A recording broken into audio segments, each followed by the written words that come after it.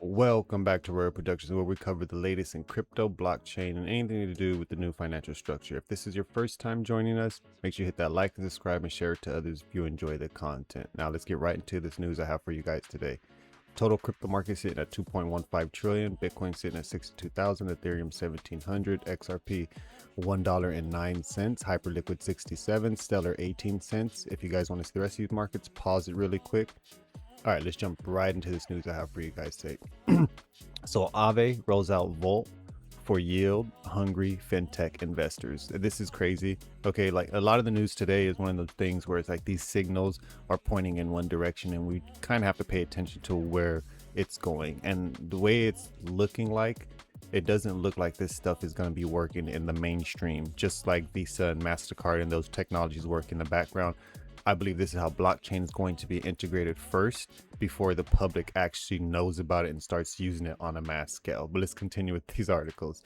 Swift rolls out new blockchain ledger to bring 24/7 banking to 17 global giants. Yes, ladies and gentlemen, Swift. Swift has been in the game. A lot of people talking about XRP versus Swift. Listen, they're all working together at the end of the day, okay? Moving on. Sony secures conditional approval to set up US stablecoin trust. Yes, Sony, you heard it. Sony Bank, okay?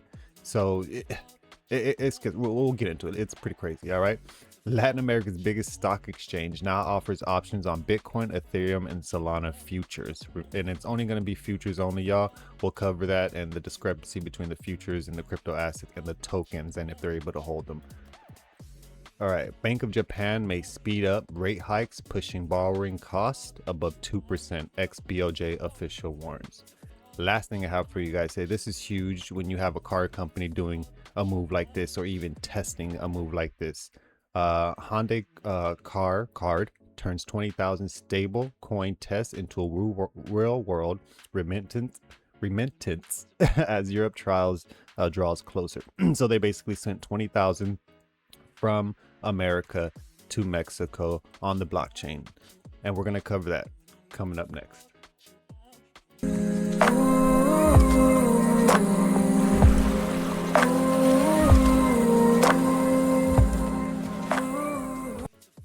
All right. Remember, articles will be linked down below. Always do your research. If you care about some of these articles, make sure you read them for yourself. First article, Aave rolls out Vault for yield-hungry fintech investors. This is exactly what it says, is what it means. Aave Labs is launching stablecoin Vault, a product that lets fintech apps offer yield on stablecoins like USDC, USDT, and GHO without users directly interacting with crypto infrastructure. So it's exactly like I said in the beginning. They are not going to be interacting with the crypto infrastructure at all. And a lot of people would be like, well, how does that work? Like, how are they able to do that? It's because of the DeFi lending. When you have something like blockchain, say you put a house on the blockchain, that liquidity is on the blockchain. You can't remove that liquidity but you could put a one-to-one backing on the back end. So if anything goes wrong, the housing or the liquidity of that house doesn't get taken out. So for instance, these transactions are quick, very quick. And the way the market works and how they talk to each other, gold can be sitting in some vault around the world, but it's on the blockchain. They can use that really quick and then put it right back. It won't even like mess with the price of that asset or the liquidity of that asset. If it's on the blockchain, it can be used for a transaction.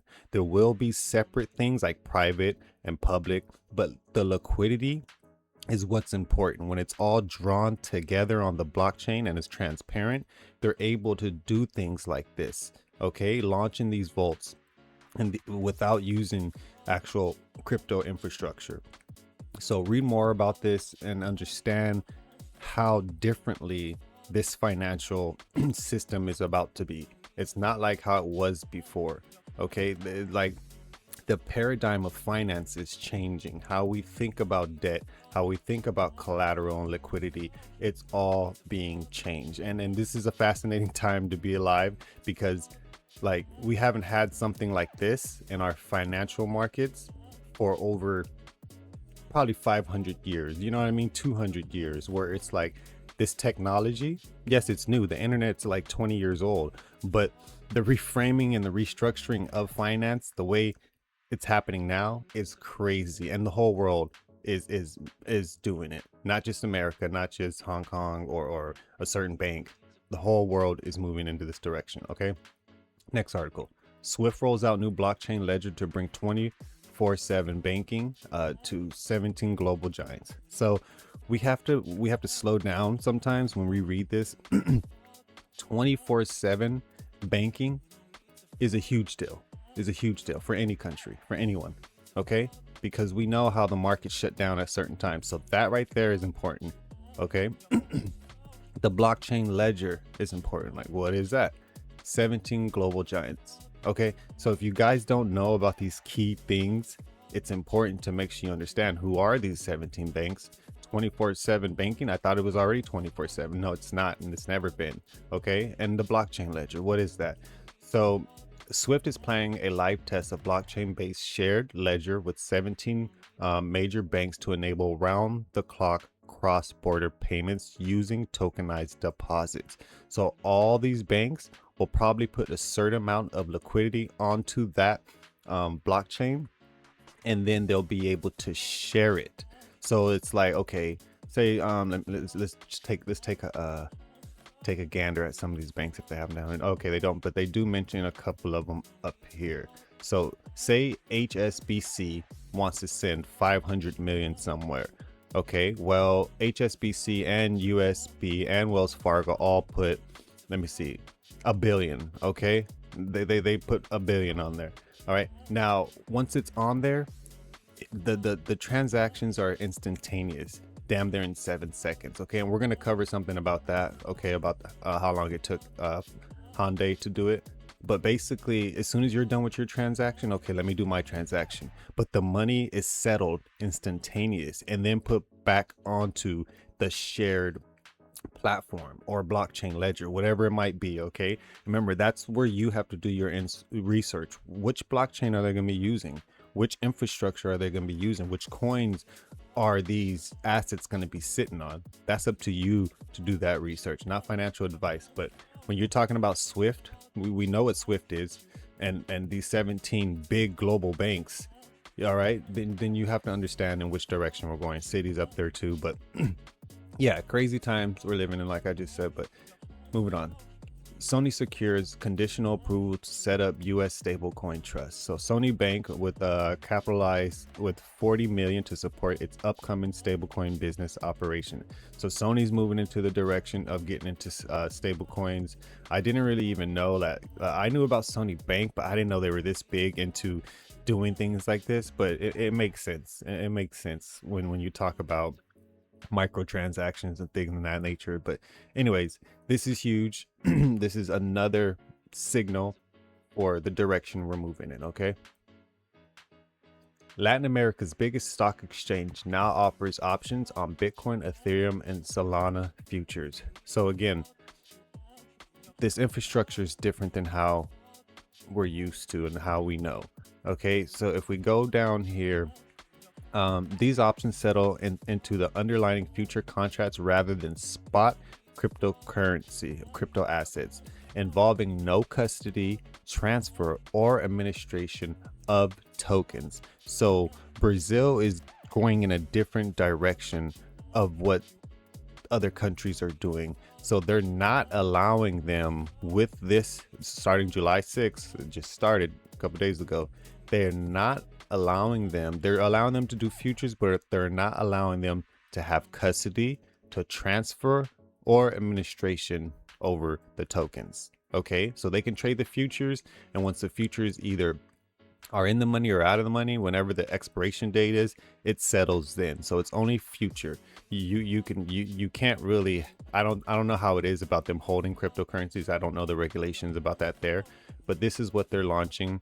And you know, each country is going to have their own protocols and regulations, but at the end of the day, this liquidity put on the ledger, this future is still liquidity put on the ledger, and it could be used as liquidity for a transfer and whatnot. Remember, there are going to be certain rules about what can be touched and what can't be touched. Okay, So it's not like, oh yeah, everyone just puts their money on there and uses it. No, they're going to be in, some are going to be in private accounts, some are going to be in long-term like equity accounts and trusts and stuff of that nature. So it's a huge dynamic of finance coming together in one place where you can do most of these things. You don't have to go over here, fill something out, go over here, fill something out. I want to buy gold, go over here, get a certificate for it. It's all going to be put on the blockchain and it's going to work seamlessly. Well, they're trying to make it seamless, but we'll see. We'll be around. All right, moving on. Bank of Japan may speed up rate hikes, pushing borrowing cost above 2% ex BOJ, officials warned. So I'm not gonna butcher his name. It's hard for me to pronounce some of these people's names, but a former Bank of Japan official warns that the central bank may raise its benchmark interest rates rapidly this year, potentially to above 2% as the yen continues to weaken. These are signals for me, like I keep saying, just to be aware of what's happening with the market. If Japan's been doing a lot right now, okay? But if Japan goes in this direction, it could affect America and the rest of the world a lot. I believe Japan's like in the top 3 of our bonds of debt and whatnot. So if they're in the top 3 of people who hold our debt, then them having problems with their own currency will force them to either sell some bonds or you know what I mean? There's something with that. So it's like, read the article, understand what it means. And let's look this up really quick. If I can get the exact number for you guys. What's up with my keyboard? Bro.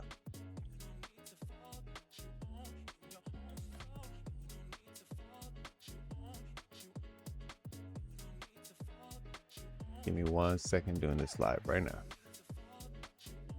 So, okay. As of 2025, Japan's total government debt has reached 8.6 trillion. This amount represents, okay, that's not what I mean. Need America. How much?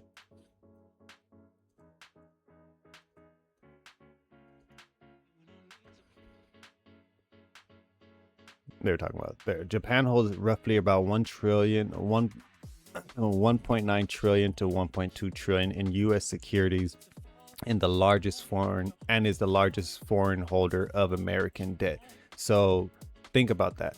If they're having problems with their banking system and whatnot, and rate hikes and stuff like that, it's going to affect us. Then it will bleed into the rest of the broader market. Okay, so it's what you know. Okay, it's what you know. Moving on. Hyundai card turns 20,000 stablecoin tests into real-world remittance as Europe trial draws closer.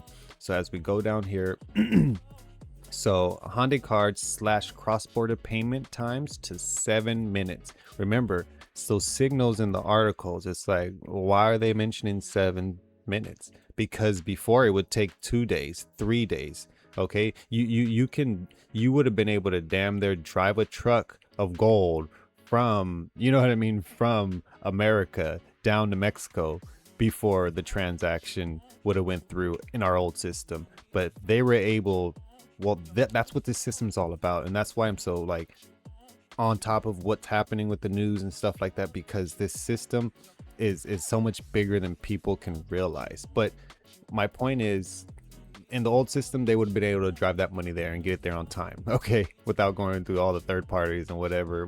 You know, they were able to do it in 70 minutes, only 20,000, but still, that's cool. So from where is it? So the proof of concept test involved transferring funds between California-based Hyundai Motors America and Hyundai Motor Mexico during the pilot. The U.S. unit covered 20,000 into dollar-based stablecoins and transmitted them to Mexican affiliates, where the funds were converted back into greenbacks. So that one paragraph alone should just sit back and stew on that. You know what I mean? To the point where it's like, okay, we know this is the same company. This is America based and Mexico based, but Honda is the same company, right? But they're in different countries, so there's regulations, there's things that have to go through. So it's one of them things where when we talk about transactions, when we talk about flow, when we talk about cross-border payments in 7 minutes, even less, okay, there's blockchains out there that do it. We're talking about moving the future so fast. So for instance, if they're doing good in California based Hyundai and they need to get some money down there to Mexico to help them with whatever, you know, instead of waiting a whole week to get that money down there and start construction or start like financing or start this or that because it's a different country, instead of waiting a week, they can do it in 7 minutes now. They get that money like that. Okay, let's get to work. Instead of planning and waiting, okay, the funds will come in next week for this $1 million project out in the boonies. We have to wait for it. This type of technology is going to push us into the future so fast that these Nostro Roaster accounts, these private accounts, these Cayman Island accounts that are just holding money because the system is clogged. That's what's happening now. And a lot of people don't understand finance enough, even including myself. But that's why we're in the problem that we're in now, is because the system is outdated. It just is. We've had all these people sitting up in the Senate and Congress and stuff that just wasted away, you know, and we sat back and allowed it to happen. But anyways, I'm not gonna go on a whole rant. My point with this is read these articles, understand what they mean to you in your life, and hopefully you're able to take advantage of it. But my name is Louis. I'm out of here. Appreciate y'all. Peace.